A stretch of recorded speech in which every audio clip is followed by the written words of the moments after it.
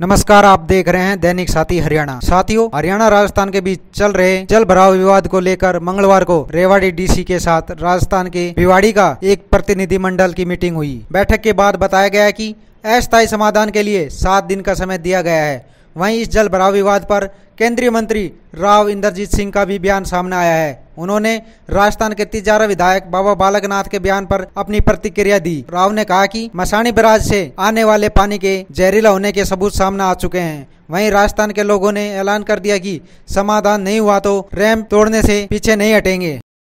निराकरण चाहती है और भाईचारा बना रहे ये भी चाहती है। हमने जिला प्रशासन को इस बात का धन्यवाद दिया है कि उन्होंने भाईचारे का रास्ता अपनाया।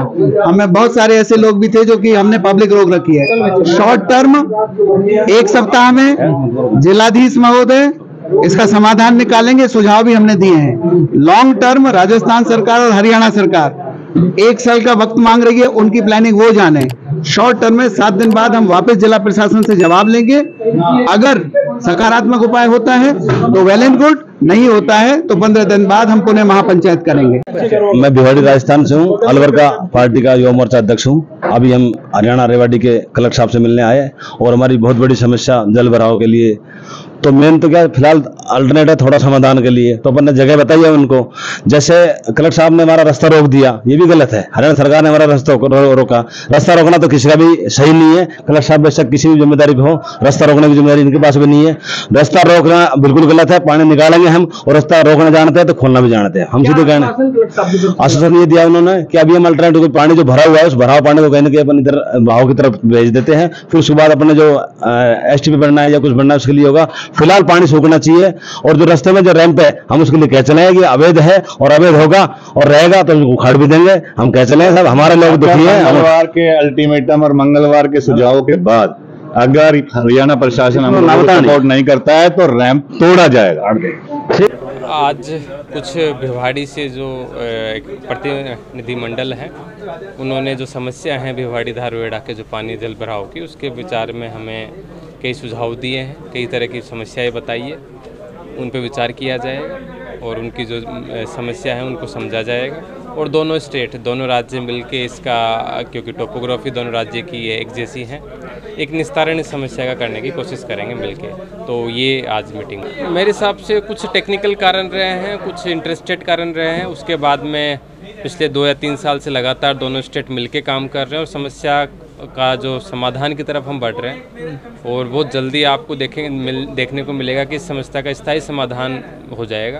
तो हम कोशिश कर रहे हैं पूरी इसको समाधान। आज हमने इनकी बात सुनी है, जो विचार इन्होंने किए उन पे हमने कहा भी है कि उनसे भी एक बार बातचीत करेंगे। जो पानी अगर साफ है तो मसानी बैराज के अंदर उससे दुगना भेज दो, हमें कोई दिक्कत नहीं। अगर साफ नहीं है तो एक बूंद की हमारे को खतरा है। तो ये तो बात हुई प्रॉपर। साफ है तो आप पानी के लिए तैयार हैं, तो गंदा है तो आज मसानी के अंदर आप देखोगे NGT ने, हरियाणा पोल्यूशन बोर्ड ने, सुप्रीम कोर्ट ने, कई मतलब संस्थाओं ने इस पानी को दूषित ठहराया है। पूरा केमिकल युक्त जहरीला पानी।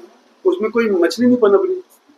उसके अंदर ये जल पक्षी होते हैं जो आते हैं, बतख आती हैं, काज आते हैं, माइग्रेशनरी बर्ड आती है, कोई एक नहीं बैठता वहाँ पे।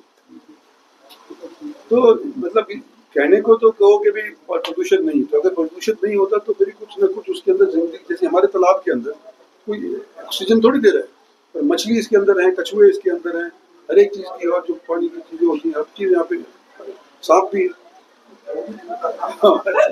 तो मतलब वहाँ तो कुछ भी नहीं है ना। तो हम तो कहते हैं अगर पानी साफ हो तो मसानी बैराज तो हमारे आसपास के 20 गांव का फायदा करेगा, उसका जल स्तर बढ़ेगा। भिवाड़ी के अंदर अक्सर गांव के अंदर खारा पानी मिलता है, और जो मसानी के आसपास के गांव उनका पानी शुद्ध होने लग गया था। तो धीरे धीरे ये जो प्रदूषित पानी है उसका असर कुओं के अंदर, ट्यूबवेलों के अंदर जाने लगा। ये बात तो फिर पॉलिटिकल करने लगे आएंगे। बता दो सर, राजभवन रेवाड़ी आएंगे तो बात तो उठेगी सर। राजभवन आओ, 4 बार आओ, मेरे घर भी आओ, खाना खिलाएंगे, कोई दिक्कत नहीं। लेकिन हमारी पार्टी, उनकी पार्टी अलग है। बालकनाथ जी के मेरे से कमेंट क्यों ले रहे हो? यहाँ पर क्यों ले रहे हो? आश्रम के अंदर जो पानी आ रहा है, चाहे गंदा हो या सच्चा हो, राजस्थान वालों को तो अपने एरिया में ही रखना चाहिए ना। हमारे को क्यों उससे परेशान करते हैं? वो तो ये कहते हैं